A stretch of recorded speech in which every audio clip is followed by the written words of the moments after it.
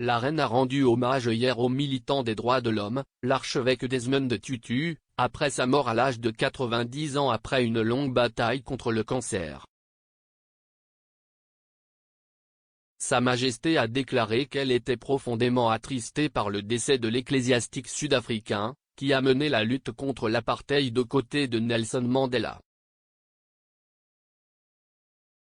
Boris Johnson, Tony Blair, Barack Obama, l'archevêque de Canterbury et le Dalai Lama faisaient partie des hommages rendus.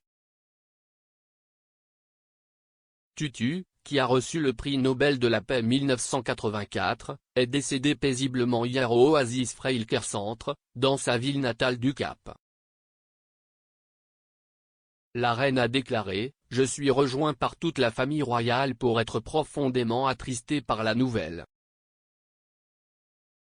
Je me souviens avec tendresse de mes rencontres avec lui et de sa grande chaleur et humour. » La perte de l'archevêque Tutu sera ressentie par le peuple d'Afrique du Sud et par tant de personnes en Grande-Bretagne, en Irlande du Nord et dans le Commonwealth, où il était tenu en si haute affection et estime. Un homme qui a inlassablement défendu les droits de l'homme en Afrique du Sud et dans le monde. Le duc et la duchesse de Sussex ont déclaré « Il était une icône de la justice raciale et aimé dans le monde entier. C'était il y a seulement 2 ans qu'il tenait notre fils, Archie, alors que nous étions en Afrique du Sud. »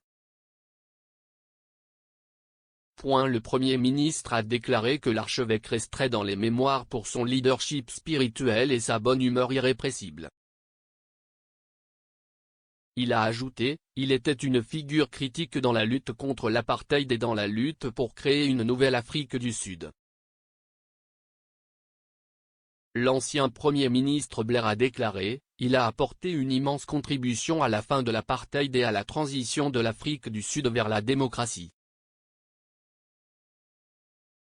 Son leadership spirituel et sa volonté d'agir dans la poursuite d'un changement pacifique lui ont valu le respect de millions de personnes en Afrique du Sud et dans le reste du monde. Justin Welby, l'archevêque de Canterbury, l'a qualifié d'homme de parole et d'action. Il a déclaré « Il était le leader arc-en-ciel. Il ne s'est pas limité à un groupe.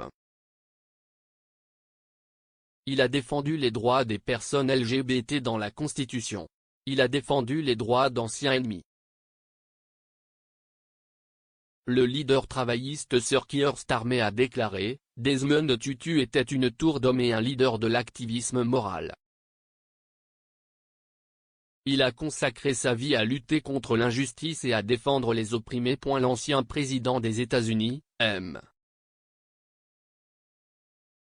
Obama, a tweeté « L'archevêque Desmond Tutu était un mentor, un ami et une boussole morale pour moi et pour tant d'autres.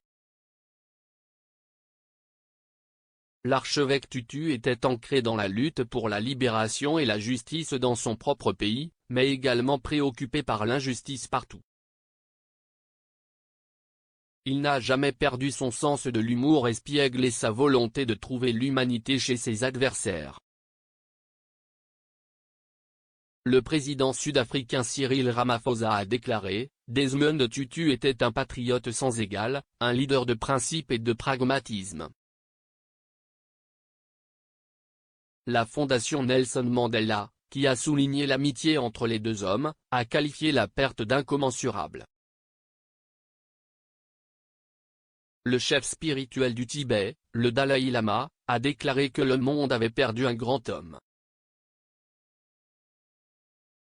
Lord Steele, ex-président du mouvement anti-apartheid britannique et ancien chef du Parti libéral, l'a qualifié d'adversaire gigantesque et efficace de l'apartheid.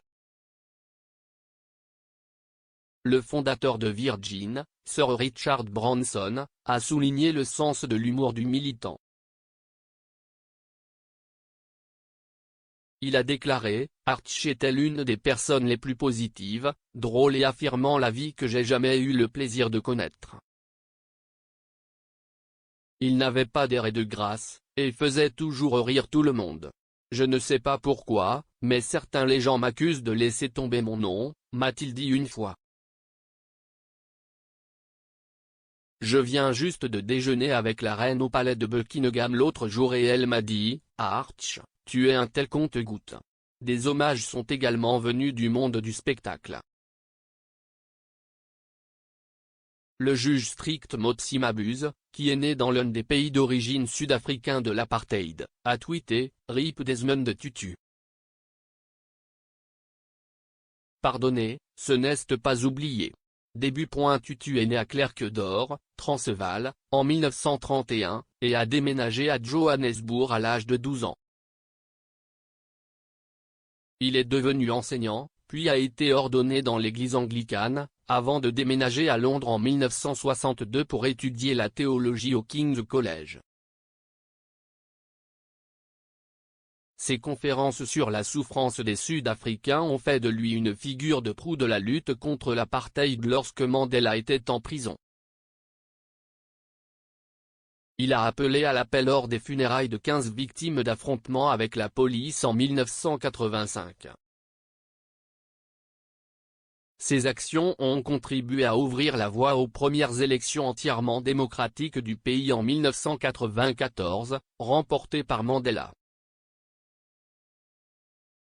Il est également devenu le premier archevêque anglican noir du capital mais on lui a diagnostiqué un cancer de la prostate à la fin des années 1990.